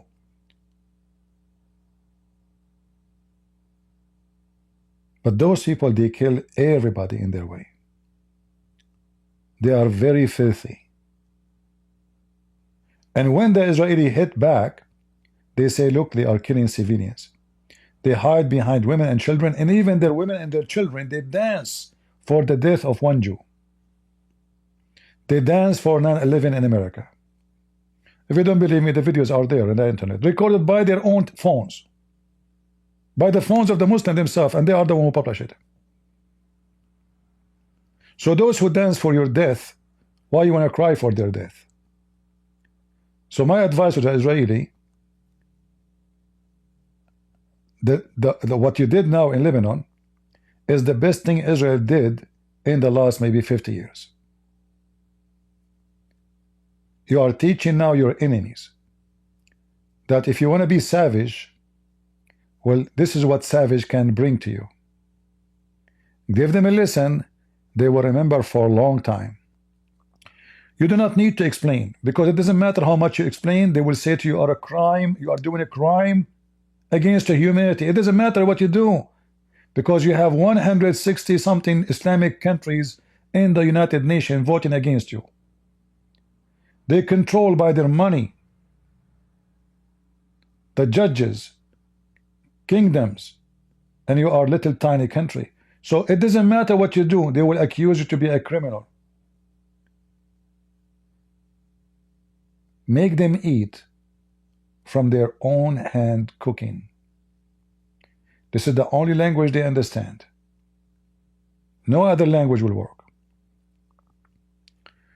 Those who will come to you with the steel, you have to come to them with the steel. Those who shake hands with you and they want to have peace, peace for all. Those who want to kill your kids, they deserve what will happen to them. Make their wish come true by attacking them, by not allowing them to kill your kids. So I hope the Israeli, army will continue, at least for the coming 2 months until Trump he took office. Because the more the war go, the more the Israeli accomplish of cutting arms and fingers of Hizballah. And then Hizballah will learn a lesson, and every Muslim terrorist in the world. Because remember, just to remind you, when Hizballah, when Hamas attacked Israel, how many of us felt that Israel is so weak? All of us.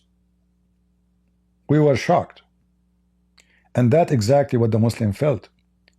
They felt that now Israel is weak. Look what Hamas did. This army, everybody feared it. Suddenly, they were able to raid towns and villages, and the whole army is asleep. A disaster. A year after, do the Muslims think the same way as October 7 last year? No. A year after, they knew now that when you harm the little ones of us, we will destroy you. We will teach you how to behave. We will show you what it means to attack us. Your victory is just an illusion. This is what we will do to you. You will cry for a long, long time. And let those images remind you, cowards, from Hizballah and Hamas and Iran, that if you exceed your limit, the Israeli will not tolerate no more. No more. Put those images in your head. Now you need maybe 20, 30 years to rebuild what exists already. Not to mention how many lives you lost. Not to mention how much your economy is damaged. Not to mention that your organization demolished. Your leaders are shish kebab. They are flying everywhere, hiding like rats. Not to mention how people are laughing at you. The one who claim have 100,000 fighters, it turned to be a bunch of rats hiding under the tunnels 14 floors under the ground. Not to mention the Muslims, they say that Jews are coward and Muslims are brave. And even the Quran mentioned that the Jews, they fight you from behind walls. The Quran should change the verses, says Muslims, they hide from under the ground. To the point now, nobody says fire in the hole, they say Abdul in the hole. Saddam Hussein, we found him in a hole. ISIS leader, we found him in a hole. Al-Qaddafi, we found him in a radar, in a sewage. Can you believe it? He did hide in the sewage. All your leaders are either in a hole or in the sewage. So never claim that you are powerful. Never claim to be brave. And for those in YouTube, Muslim who say Allahu Akbar, we support Palestine, you all are a bunch of cowards, because if you mean it, the airport of Beirut is open. If you mean it, the airport of Syria is open. But all of you are a bunch of coward hypocrite. You say what you don't dare to do. If you are really want to do jihad and die for the sake of Allah, prove it. Who is holding you? A bunch of cowards like this Lili Dawa and Mimi Hijab. You're finished, boy. You boy coward, idiot. He want to defend the Muslims in China by stripping. And the Chinese now, they got scared. And he shaved his chest before he took off his shirt. Transgender.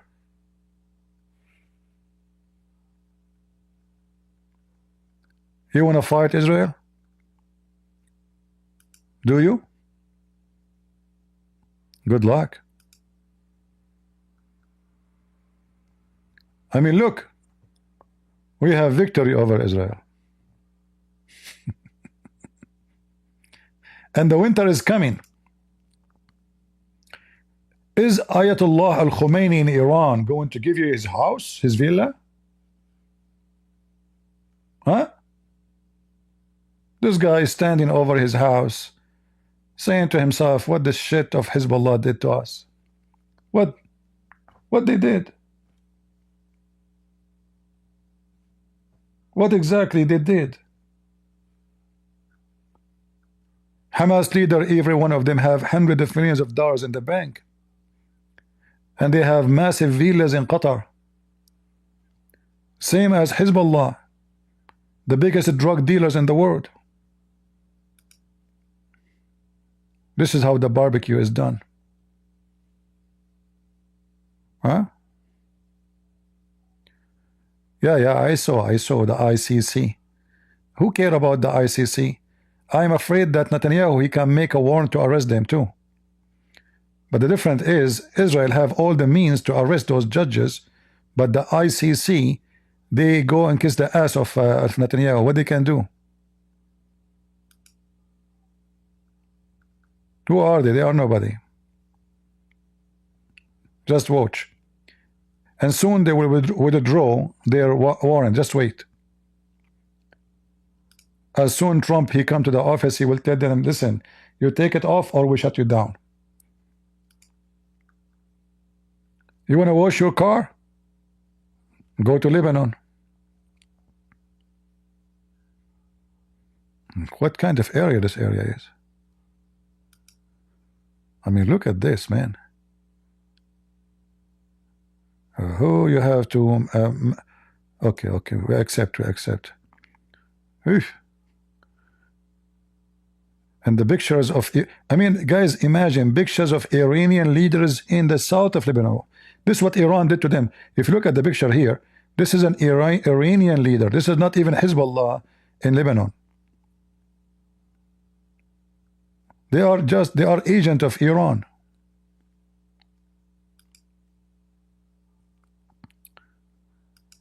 This is nice. This is a nice picture. And you know, it's very good for the environment too. And look, if you look at the left corner of the picture, do you see it? This is the picture of Hassan Nasrallah. I mean, the city is burned and they still put in pictures. Yeah, you know, the pictures, we have to put the pictures. How beautiful it is, look. We have to put the picture of Hassan Nasrallah. I mean, he deserved to be there. It's a Halloween.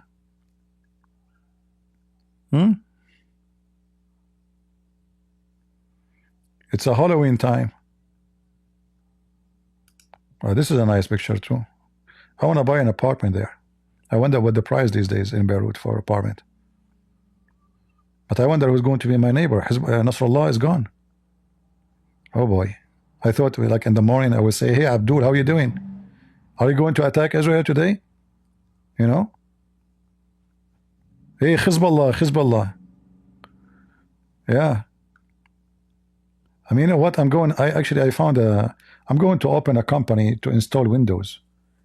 I guess Israeli destroy every window in the Dahia in Beirut. I will make a lot of money. Yeah, I will open a window company, window and doors. And after they install it, I call my friend Jack Shalom in Jerusalem. I say, Habibi, the neighbors, they have a window, they put it, just send us a rocket so they can break it, and I fix it again and make money. Okay, Habibi? Like, boom. Yeah. All right. Beautiful. I mean, what do you want more?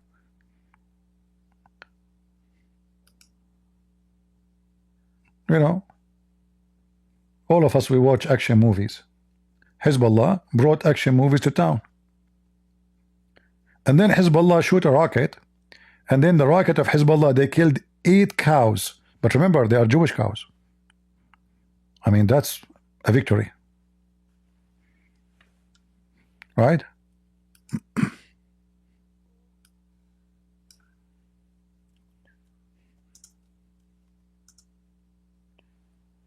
Let me show you.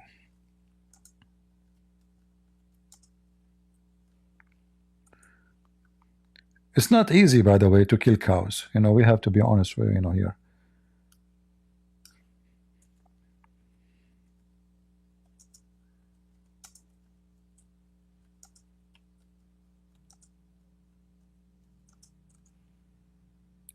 All right. Oh, sorry, it's not 8 cows, guys. I have to fix my mistake.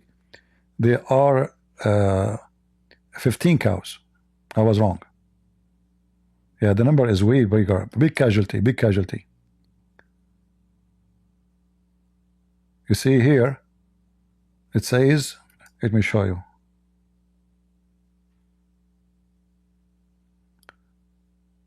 Yeah, in one of the news saying 15 cows. I was lying to you all this time saying 8 cows. See, I was trying to hide the truth from you about the casualty in Israel.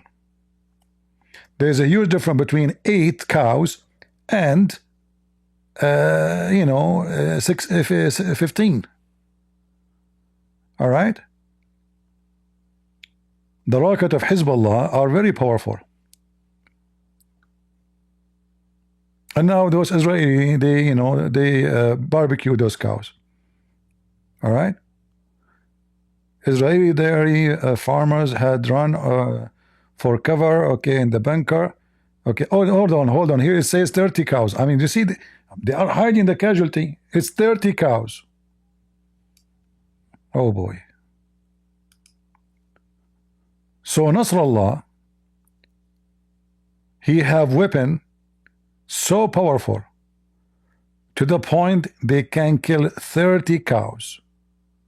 That alone is a big revenge for Israel against Israel. You know, now we are even. Okay, Israel, you and Hizballah are even. They killed 30 cows of your cows. What say you? Huh? What say you? Huh? You're mute now, huh? You don't dare to talk. Okay. Yeah. Here we go. What your rocket are doing in Beirut? Nothing. Look at this. Nothing. You know, our rocket Hezbollah, they can do a lot. You know, here, this is, by the way, an Israeli rocket, but did not destroy a building, but it hit a cigarette of one of the drug dealers of Hezbollah, because they smoke very heavy-duty cigarettes. You know, this is not a big fire. Don't think about it this way. No, we don't. Hezbollah don't have casualty. Yeah, and you see here, this one here. This is Photoshop. The Israeli rocket, they are like fart. They do nothing. You know, they cannot harm anything. They are very weak. Look at this one here. I mean, imagine, guys, you are in that bedroom. Do you see that bedroom in the top? I guess this was the last floor. Like, you wake up, okay, and then you try to go to your kitchen and you find like that your floor is like not level. And why? And then you open the door.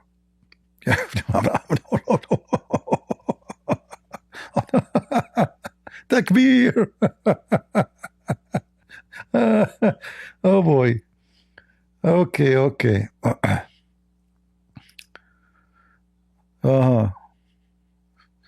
But you know, now you can make, I don't know if you like to have some scrap, or you know, those all like steel, you can take them from the concrete. You can make good money if you want. Just an idea if you want to open business here. You know, you see, I like to do business. Look at this one, beautiful. This is the bridge. The bridge is gone. No more bridge. As long as my teeth bridge is fine, it's okay. Okay. Oh, this is a beautiful street. Here we can play hide and seek. Obviously, Hezbollah destroyed Israel. Look at this town here is gone. The whole town is gone. This is you see those white spot? This is concrete. In the right, this is before and after. So this is October 24. This is September 26. I don't know if you can see the difference. Before and after. Yeah.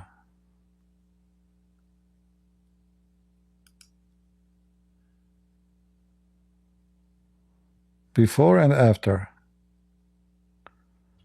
Beautiful, beautiful.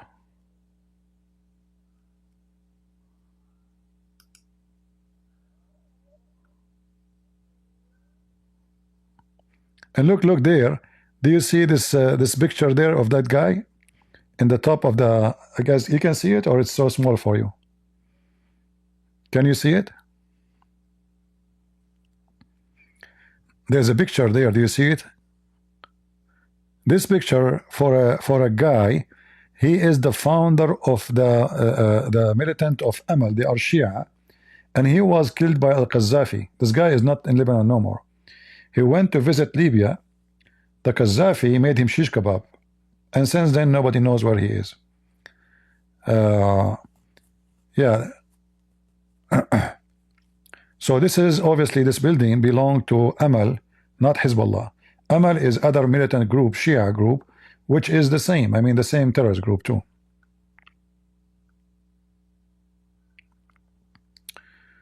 Let us explore more. Do you want to see more, guys, or enough? If any one of you would like to buy any of those apartments, I have connection in Lebanon. Let me know. All right.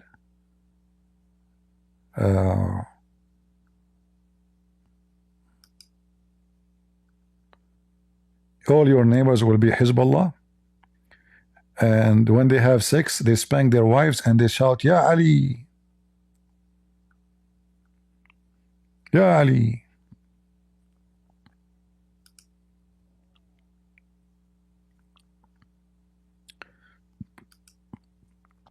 Quaker is a Muslim. He says, you are a demon. Abdul, you are a Muslim. You don't believe in demon. So you're stupid. However, as long as you are talking about demon, do you remember the black guys who rode your prophet when they are naked? I mean, what kind of a man your prophet is? He allowed 10 men at least. They are tall. Each one of them is almost 7 foot according to him. And they are wearing no panty, no clothes. And their penises are so big. And they are riding in the top of him. What do you think? Are they demon? You don't believe in demon? According to Muhammad, those are genie. Black genie. Well, I don't know. Leave your comment, by the way, Mr. Demon. Since when you Muslim believe in demon? Aman Rabbi Aman. The Muslim, they change their religion. They believe in demon these days. I hope Erdogan will not hear you. He will be upset. Well, you Muslim Abdul, you cry. You wanted war. This is war. Allahu Akbar, jihad, Allahu Akbar. Okay, they go, you know, and then when the enemy beat the hell of them, they start crying. You're a demon. You're, Quaker is a sect of a Christianity. Okay, my friend, as long as you are a sect from Christianity and your sect is called the Quaker, quick out of here. Potato.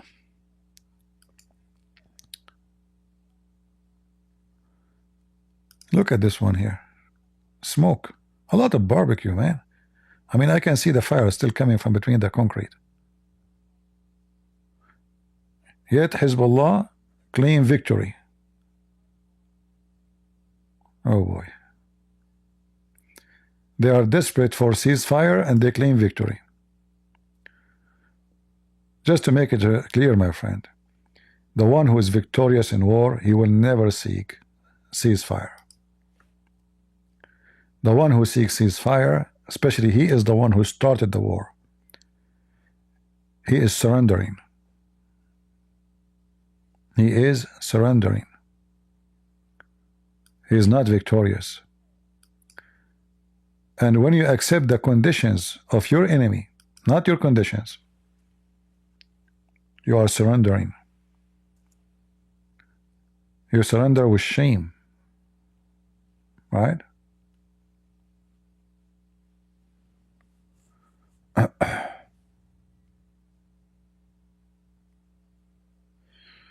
Anyway, I hope we covered the topic for you today, and I better go and watch more live smoke, better than tell you about it. All right. So I hope you guys have a good time. It is Friday evening, and if you would like to leave your comment, feel free. If you don't leave your comment, feel free too. But let me tell you something. I will tell you this true story. There's a person, he decided not to leave comment in my channel. This is true story, by the way. I will give you the reference. He went to sleep. He said to himself, Christian Prince, he said, leave comment. I'm not going to leave comment. He woke up in the morning. He went to brush his teeth. Guess what happened? He found no teeth in his mouth. He wanted to wash his eyes. His eyes are gone.